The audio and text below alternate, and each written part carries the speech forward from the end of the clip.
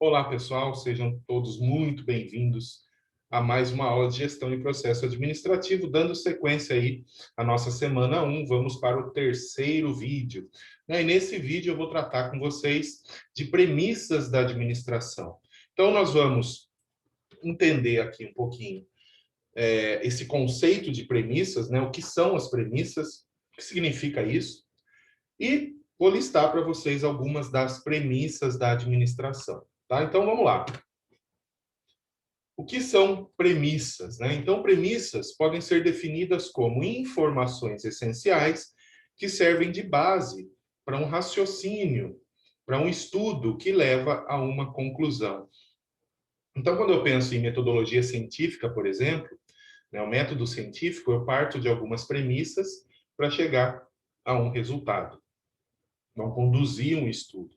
Então, quando eu estou falando em premissas da administração, são algumas verdades que eu tomo, né, como corretas, como... eu não vou dizer princípios, porque nós vamos ver princípios da administração ainda, mas servem como uma sustentação para a minha ação administrativa, né, para eu desenvolver os meus estudos em administração, a minha prática em administração. Então, é aquilo que eu tenho que saber antes, né? Premissa, vem antes, tá? Então, eu vou apresentar algumas aqui para vocês, e isso tem que ficar muito certo para vocês, muito claro para vocês, em toda atividade de gestão que vocês forem realizar. Essas premissas, elas têm que vir como uma base, né? Como uma sustentação para essa prática. Então, vamos lá. Seguindo, né? Primeira, a administração deve sustentar a constituição e continuidade das empresas. É uma premissa da administração. Ela tem que sustentar a elaboração, a constituição e a continuidade das empresas. Como que ela faz isso? Eu tenho a administração, essa administração, ela serve de elo de ligação em toda a organização, é ela que coordena, né? Ela que torna todos aqueles recursos harmônicos, né? Que cria sinergia para que eu alcance os resultados. Essa organização, né? Com essa administração, ela se volta para atendimento de necessidades que estão lá nos mercados, né? Então, por meio de oferta de produtos e serviços voltados, direcionados ao mercado, às necessidades do mercado. Isso vai permitir que a empresa se sustente. Na medida em que ela é essencial, que ela atende necessidades essenciais do mercado, ela se torna necessária, né? E aí ela se sustenta. Tudo isso deve ser né, alicerçado, ou vamos pensar diferente, como está no gráfico aqui, ó, os conhecimentos vêm ali em cima. Então, tudo isso tem que ser protegido, né, como se estivesse embaixo de um guarda-chuva de conhecimento. Então, a administração, as necessidades que eu vou atender dos meus clientes, com produtos, com serviços, voltado para esses mercados que eu tenho que conhecer, vão permitir a sustentação das empresas, mas tudo isso só é possível com conhecimento, com estudo, com técnica, com prática, com experiência, né? Eu tenho que adquirir conhecimentos para que a minha prática de gestão, a minha atuação como gestor seja cada vez melhor. Então, essa é a primeira premissa aí que eu trago para vocês. A administração tem que sustentar, né, e sustentar a constituição e a continuidade, né, e existência das empresas. Muito bem, vamos para a próxima. Sua aplicação deve estar sustentada pelo uso equilibrado de teoria e práticas administrativas. Não adianta você ter, né, todo um arcabouço teórico sem aplicação prática. Na administração, isso é um pecado, né? A administração é uma ciência muito pragmática, voltada para a prática, voltada para a transformação do ambiente, das organizações, da sociedade. Então, eu escrevi um TCC lá no final de um curso de administração, simplesmente para empoeirar lá na prateleira, não faz sentido. Tanto é que, quando eu vou escrever um artigo, um TCC, uma tese, uma dissertação na área de administração, muito se dá por meio de estudos de caso, de observação de empresas, de desenvolvimento de métodos, validação de técnicas, de ferramentas que eu vou testar num ambiente real ou num ambiente controlado. E aí, a partir dessa integração teoria-prática, eu tenho administração acontecendo. Então, uma teoria sem prática se torna vazia. Uma prática sem teoria se torna uma prática fadada ao fracasso, porque eu não tenho uma teoria para ali conduzir. Então, o equilíbrio entre teoria administrativa e prática, né, a aplicação. Outra premissa básica aí da administração. Vamos para a próxima.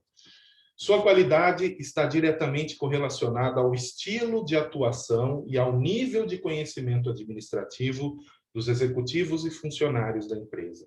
Olha que interessante. O conhecimento administrativo não só dos executivos, mas dos funcionários da empresa. Por quê? Porque a gente sabe que em todos os níveis da organização, seja no operacional, no tático ou no estratégico, eu tenho que ter conhecimentos de administração. Mesmo quando eu estou lá no nível operacional, fazendo tarefas, atividades mais simples dentro da empresa, eu preciso conhecer um pouquinho de estabelecimento de metas, de planejamento, de prioridades. Eu preciso saber organizar meu ambiente de trabalho, os recursos que eu vou utilizar.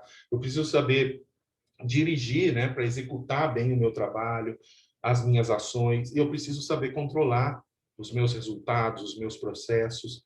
Então, quanto mais eu subo na hierarquia, claro que mais necessários são os conhecimentos da área administrativa.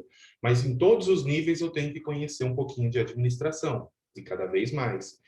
Então, a qualidade, né, dessa função, das finalidades da administração ou do próprio processo administrativo, está muito pautado, né, está muito ligado ao estilo de atuação dos executivos, a própria cultura organizacional, o ambiente que é construído na organização e o nível de conhecimento administrativo de todos os envolvidos na organização.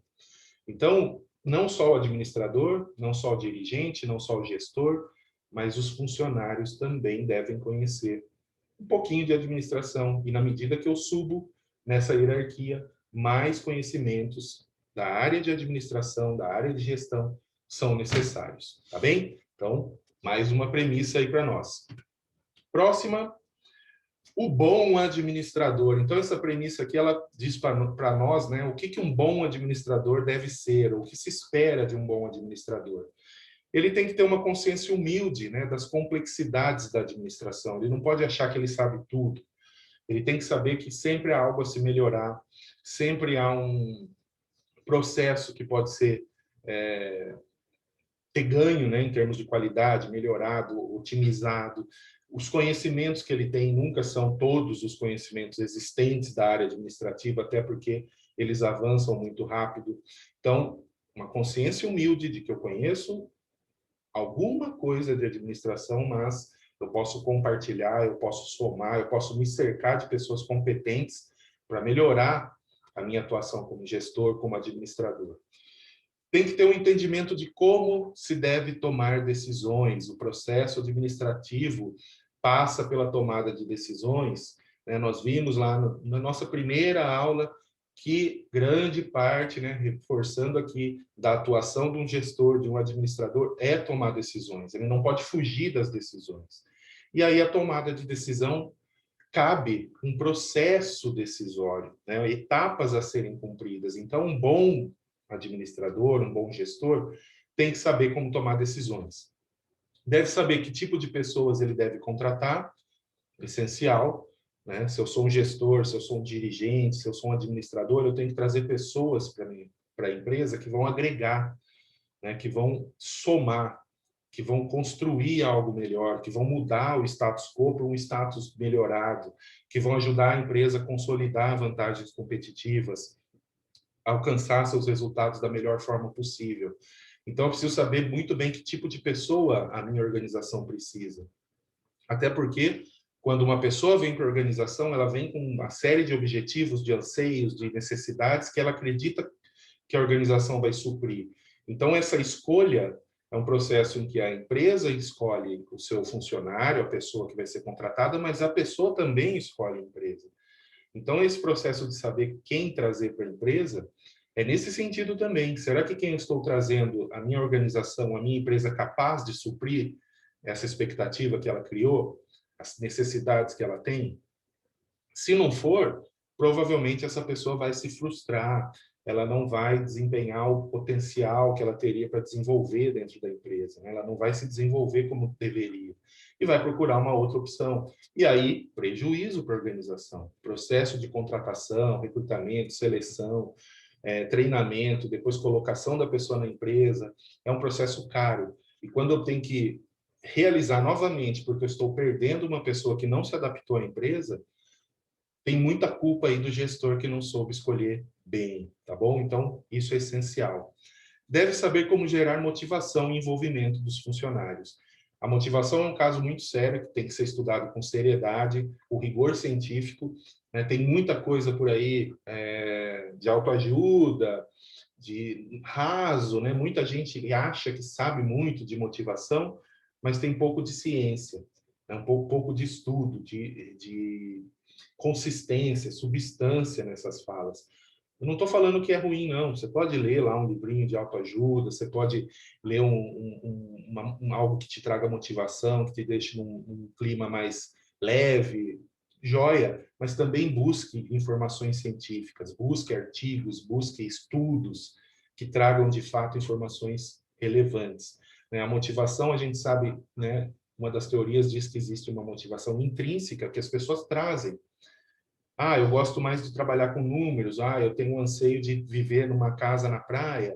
Ah, eu quero ter família. Ah, não, eu quero ter poder. Cada um tem um conjunto de anseios e motivações.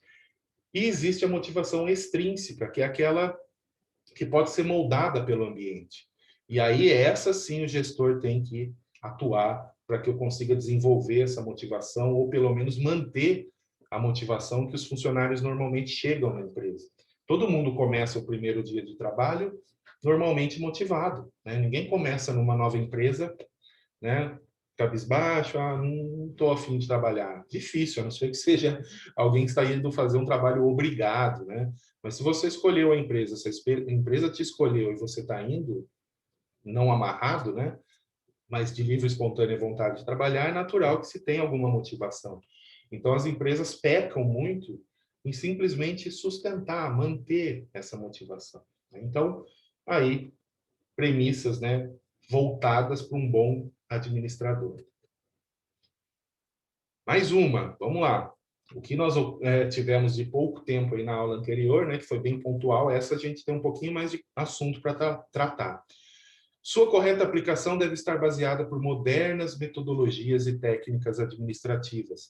As técnicas, a metodologia, os modelos, os estudos de administração constantemente evoluem, crescem, se desenvolvem, mudam. O que funcionava ontem já não funciona mais hoje. O que uma empresa aplicou lá numa realidade dela, na minha, pode não funcionar.